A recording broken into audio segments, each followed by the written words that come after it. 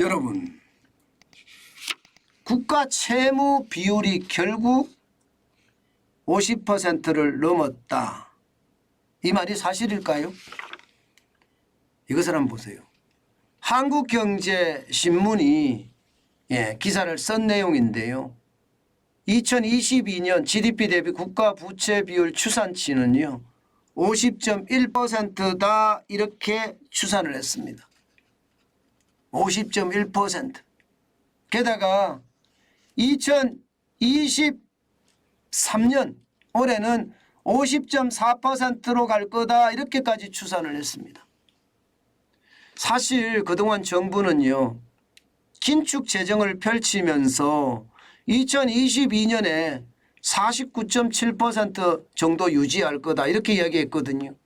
2023년에는 49.8% 정도 유지할 거다 이렇게 예상을 했습니다. 그런데 50%가 넘어선 거예요. 왜 이럴까요? 왜 이렇게 넘어섰을까요? 쉽게 말하면 여러분 GDP 대비 국가 부채 비율이잖아요.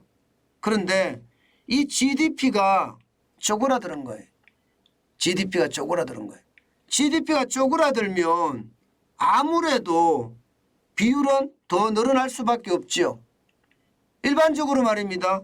GDP 대비 부채인데 부채는 오히려 살짝 늘었는데 GDP는 쪼그라들었으면 비율은 더 늘어날 수밖에 없는 게 현실입니다.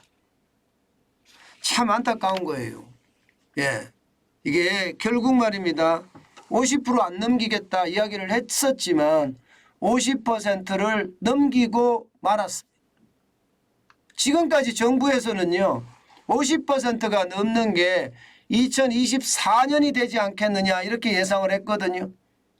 2024년이 되지 않겠느냐 예상을 했지만 결국 2년 앞당겨진 거죠. 2022년까지 터졌으니까요. 그러면 여러분 앞으로 어떻게 될까요? 사실 앞으로 굉장히 두려운 일이 벌어지겠다 이런 생각이 들어요. 왜냐하면요.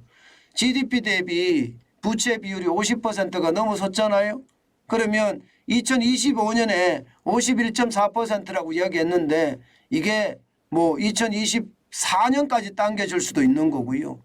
그만큼 빨리빨리 당겨질 수도 있다는 거예요. 지금 윤석열 정부 입장에서도요. 지금 경기가 굉장히 쪼그라들었기 때문에 뭔가 돈을 자꾸 풀어야 되는데 돈 풀 돈은 없는데 돈 풀 돈이 있어야죠. 뭐. 돈 풀 돈은 없는데 결국 말입니다. 이게 경제는 자꾸 쪼그라들고 있으니 충격적이 된다는 이야기 진짜 많이 합니다. 사실 말입니다.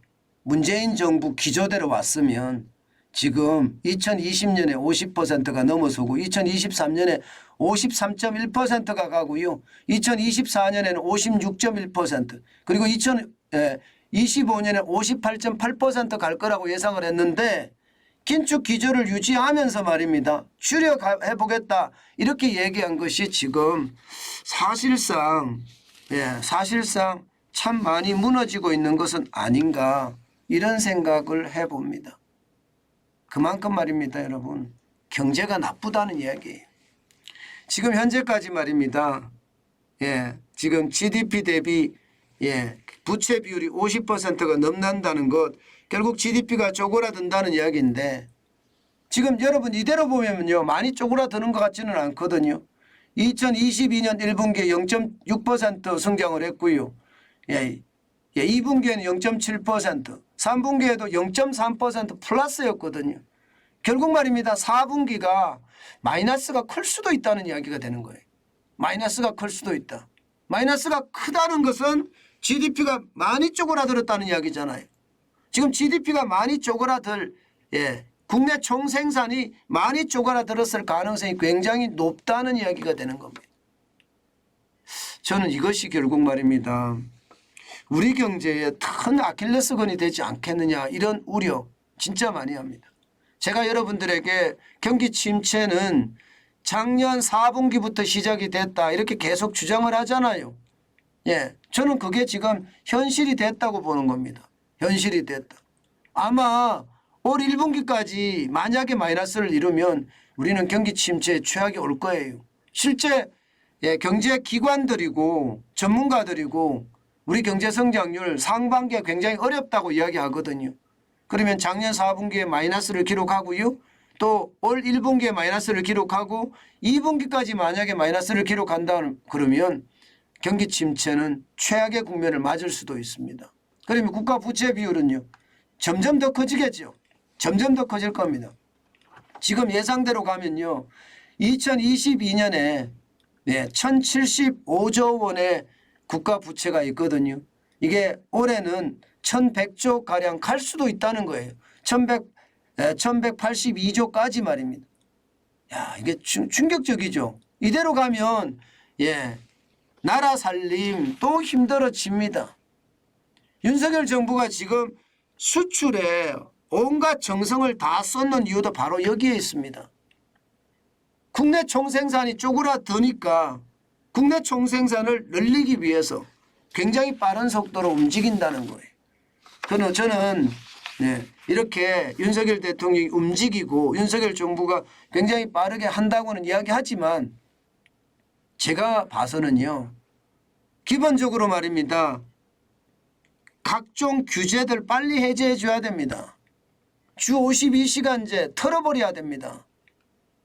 이거 계속 놔두는 한 굉장히 어려워질 거예요. 주 52시간제를 주 52시간 일하는 사람도 있고 더 일하는 사람 나는 더 하고 싶다. 더 하고 싶은 사람 더 할 수 있게끔 방향을 잡아줘야 됩니다. 그래야지 저는 우리 경제가 더 많이 일어날 수 있다고 생각을 해요. 게다가 뭐 재벌 특혜니 대기업 특혜니 그런 이야기 아예 무시해버리고요. 지원해야 합니다. 기업들. 지금 같은 위기에는요. 기술 개발에 매진할 수 있도록 R&D 자금을 지원하면 됩니다. 그러면 청년 인력도 흡수하고요. 기업이 초격차 기술도 확보하고요. 그러면 산업 경쟁력도 이어갈 수 있거든요. 저는 지금 부채를 줄이겠다 하는 것도 중요해요. 그 반면에 GDP 파이, GDP 크기를 더 크게 하겠다. 저는 이게 더 중요하다고 봅니다. 이게. 지금 그만큼 말입니다. 우리 경제 상황이 참 좋아지지 않았다. 쓰는 거는 똑같아졌는데 경제 규모가 쪼그라들어서서 부채 비율이 50%가 넘는 그런 상황이 초래됐다. 이 말씀입니다. 참 안타깝죠. 제가 여러분들에게 위기다 위기다 이야기했던 것이 틀린 이야기가 아니었잖아요. 다 현실이 되고 있잖아요. 지금 우리 경제가 진짜 어려워진다는 것 저는 현실이 되고 있다고 생각을 합니다. 모든 분야에서 말입니다. 제가 지난 3년 동안 문재인 정부의 어떤 경제정책 이대로 가면 우리 경제 무너진다고 이야기했는데요. 그런 게 지금 현실이 되고 있습니다. 윤석열 정부가 무너지는 것 이거 안 무너지려면 각종 규제 혁파 기업 지원 그다가 수출 드라이브 정책 아주 많이 필요한데 뭐 거대 야당이 계속 막고 있으니까 이거 쉽지 않거든요. 그러나 어떤 시기든 빨리 해야 돼요. 국가 지도자들이 위기에 대한 의식이 굉장히 강해야 됩니다. 지금 너무 안일하게 우리 경제에 대해서 대처하는 것은 아닌가 그런 생각까지 들 정도거든요. 국가 지도자라는 것은 여당 국회의원도 국가 지도자고요. 야당 국회의원도 지도자입니다. 그들이 협력해서 우리 경제를 살려내야 합니다. 지금처럼 경제는 남의 일처럼 다루면요. 우리 경제 더 어려워지는 거 불을 보듯 뻔해 보입니다. 게다가 경제 위기에 대한 의식 반드시 가져야 돼요. 무사한 일이라는 건 없습니다. 위기의식을 가질 때 그 위기를 극복할 수 있는 거지 위기의식을 가지지 않고 극복하는 것은 불가능합니다. 때문에 지금은 그 어느 때보다 경제 위기의식을 가지고요 대처하는 것 반드시 저는 필요하다고 봅니다.